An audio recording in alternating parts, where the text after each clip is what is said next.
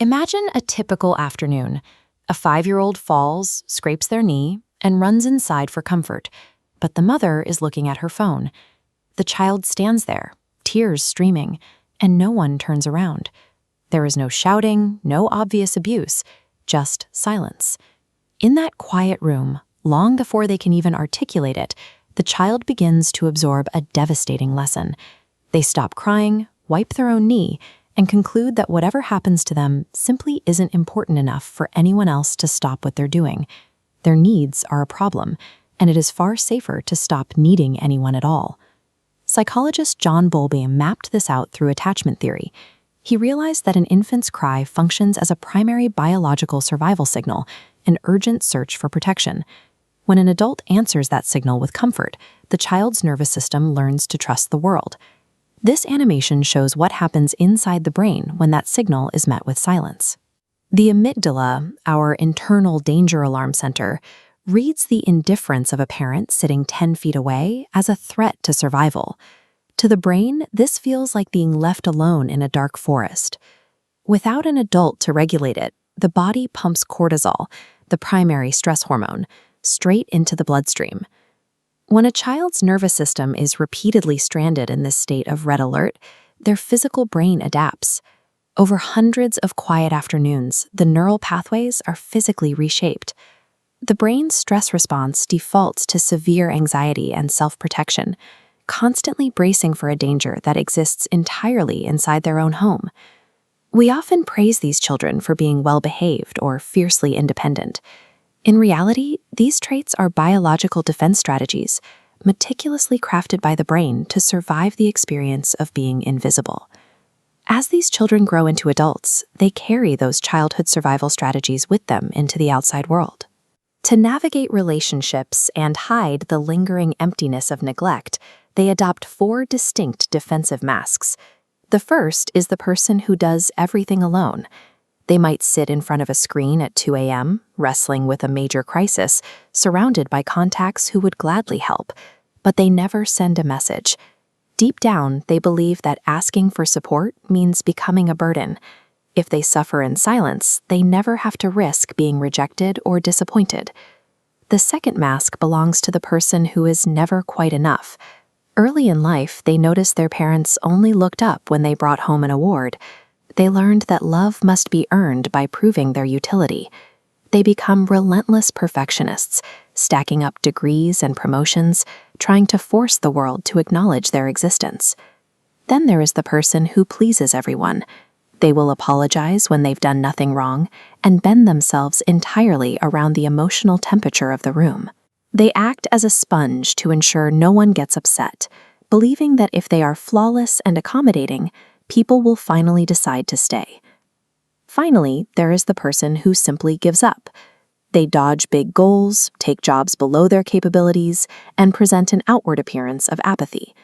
This indifference is a highly refined suit of armor. By never reaching out or expecting much, they protect themselves from the pain of stretching their hand forward and finding empty air. Whether someone chooses the fierce armor of self-reliance or the cold shield of indifference, the result is identical. When night falls and they are finally alone, these adults are hit with a crushing exhaustion, the toll of spending all day suppressing the wounded child still living inside them. These masks often fail the hardest when these adults try to form deep, intimate relationships. Psychoanalyst Donald Winnicott explored this through a concept called mirroring. In healthy development, a child learns who they are by seeing their emotions accurately reflected through a parent's recognition. When a mother says, "I can see you're sad, I'm here," the child learns to safely identify and accept their own feelings. For the ignored child, that mirror is shattered. They enter adulthood with a blurred sense of self, which pushes their romantic lives toward 2 extremes. They either latch on to any hint of warmth in a state of anxious attachment, terrified of abandonment, or they rely on avoidant attachment, immediately pushing partners away the second a relationship demands true emotional openness. Yet there is a strange byproduct to this upbringing. Because these individuals had to scan their environments for microscopic shifts in mood just to survive, their nervous systems evolved into highly sensitive emotional radar.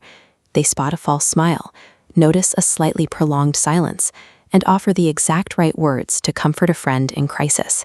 Look at this mirror neuron system.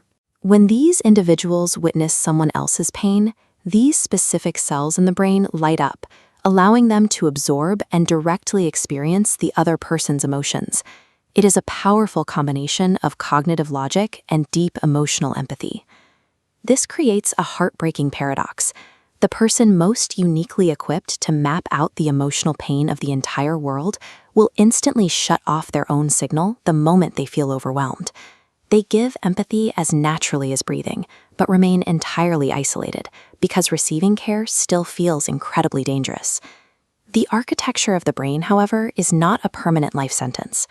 Research from the Center on the Developing Child at Harvard University highlights the power of neuroplasticity. Those rigid, anxious neural pathways built during childhood can actually be manually rebuilt. Every time you consciously choose a new action over an old defensive habit, you force your nervous system to write new code.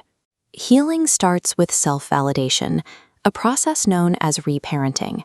Instead of waiting for an external savior, you step in as the caregiver your inner child never had.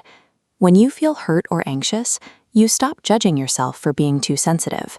You validate the emotion, acknowledging that your need to be cared for is completely normal. You repair your own broken mirror.